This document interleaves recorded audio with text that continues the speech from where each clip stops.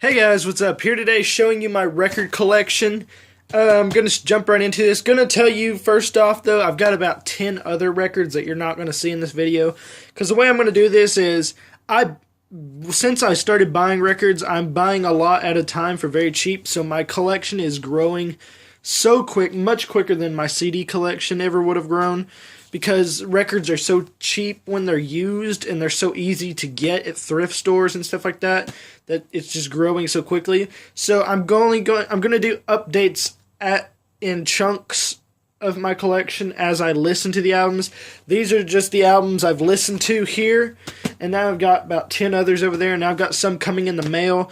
But I will do maybe an update every 5 to 10 albums that I listen to, and when I buy a big chunk of them. But every time you get an update, it's going to be an album I've listened to so I can give you my opinion on it. But yeah, guys, let's get started. First album we have is Get the Knack by The Knack. This is their debut album from 1979. It's got some really good songs on it. My favorite is, of course, My Sharona, the one they're best known for. But there's also some other good ones on here, like Oh Tara and She's So Selfish. That's What the Little Girls Do. There's just a lot of good songs on here. So yeah, check this out if you're a fan of like old classic rock and if you've never listened to The Knack. Of course, you've probably heard the song My Sharona. Next up, this is one of my favorite indie albums of all time. Pedro the Lion, Achilles Heel. This is the only brand new album in my collection. The rest of them are used. I do have some brand new ones coming in the mail, but this is the only brand new one that I own at the time. Pedro the Lion, Achilles Heel. Love this album. If you're into indie music and you've never heard this album, I definitely recommend you check it out.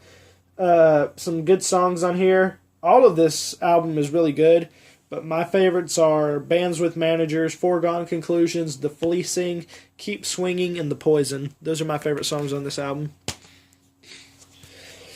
Paul Anka, My Way. This is a mostly covers album. It might be all covers. I'm not sure. Some of these I think are originals. I'm not sure.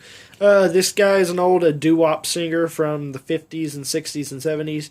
So yeah, check this out. If you like that style of music. I really like this one. Here we go with some, I guess you could call this guy jazz or soul. I don't know exactly what category he falls into. Nat King Cole's When You're Smiling. I've got some more Nat King Cole in my collection that I haven't listened to yet. But when I listen to it, you will see it in the next update. This is the one I've listened to. It's a good album. Check it out if you're into that style of music. This guy recently passed away, which is really sad because he was a legend of country music. Merle Haggard. This is his album Mama Tried, which has got some really great Merle Haggard classics on it, like, of course, the song Mama Tried, but Green Green Grass of Home and Run 'Em Off are also great, and he does a cover of Folsom Prison Blues on this, which is really cool. But yeah, definitely check this out if you've never heard it and you're a fan of classic-style country. This is one I haven't listened to much because I'm not a huge fan of her, but it's Linda Ronstadt's Greatest Hits Volume 2. It's got some okay songs on it, and it was really cheap, so I picked it up. It was like maybe 99 cents. But yeah, she's okay. I mean, I can listen to her every now and then, but I have to be in a certain mood. But yeah, Linda Ronstadt, Greatest Hits Volume 2. When I first got my record player, for about a week, I only had 8 records, and I wore the shit out of this one. Not that it doesn't work anymore, I listened to it so much that I got to where it was really boring. I kind of wore it out. Kenny Rogers' Greatest Hits. There's a lot of songs on this that I do skip now because, and I mean, that's not a thing a lot of people do on vinyl, but with this particular album, there's a few I have to skip because I don't like his overly dramatic romance-style songs. But Lucille is one of my favorite songs on this album. The Gambler, of course, everyone knows that one. Coward of the County, Reuben James. Just some really good country music on this.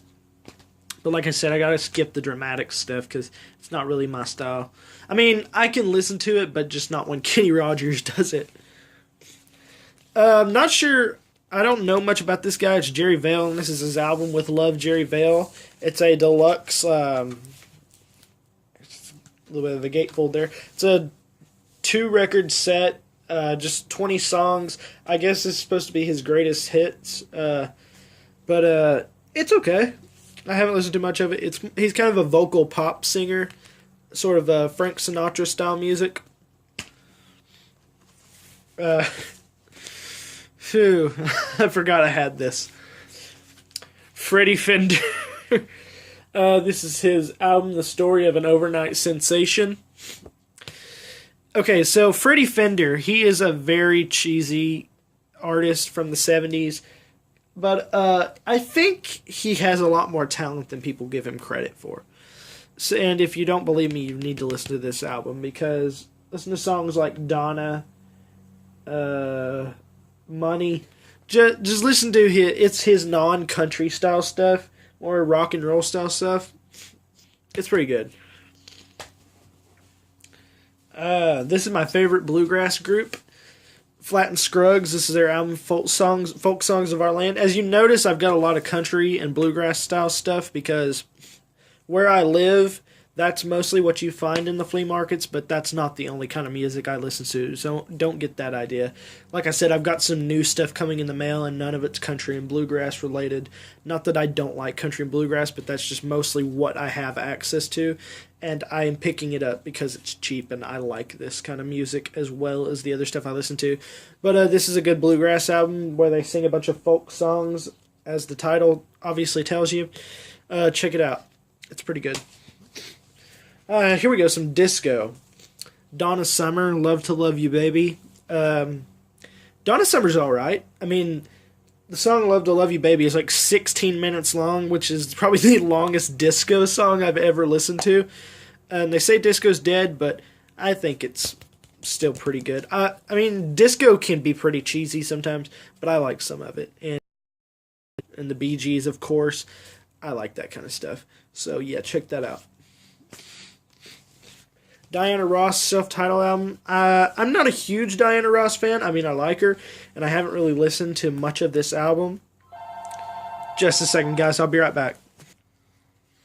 Hey, guys, I'm back. Had a little bit of a phone call there, but I am back.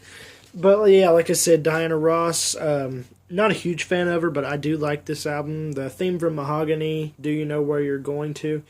That one's pretty good. So check it out if you're into this style of music, and of course, if you're a Diana Ross fan, check it out. Now, this one, I don't know if I'm going to keep this or not. I'm still on the fence about it because, I mean, I like stand-up comedy a lot. I love listening to stand-up comedy, but there's not a lot of older comics I can listen to and enjoy, of course, except for like the 80s comics. Like, I love Richard Pryor and Eddie Murphy. Their style, but they're kind of more naughty humor, I guess you would call it. I like Emo Phillips and Gallagher, people like that, Gilbert Gottfried, but this guy is Dave Gardner, and he's a Southern style comic, and I mean, I don't really find him that funny, and I don't know if it's the age difference or just his delivery. He's just not that funny to me.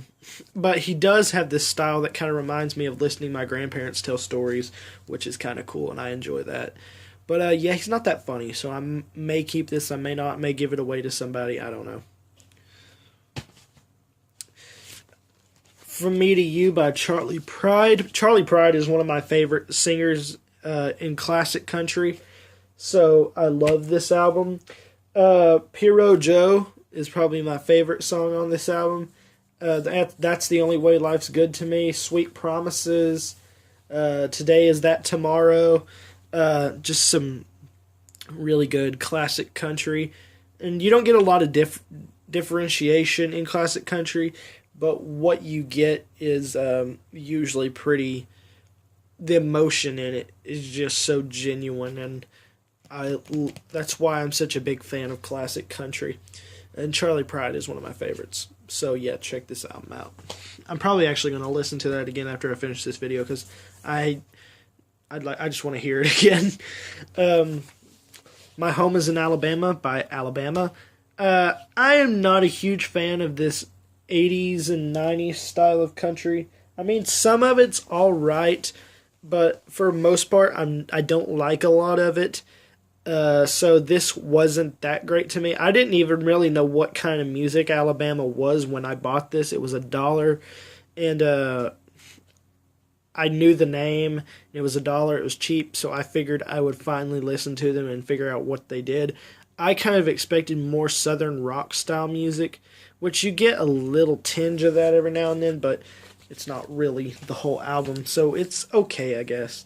But yeah, that is my vinyl collection, guys, and I will give you an update. I've got, like I said, I've got about 10 more records, and I've got some coming in the mail. And I've got about $50 of birthday money, which is probably, well, it's definitely going towards vinyl records.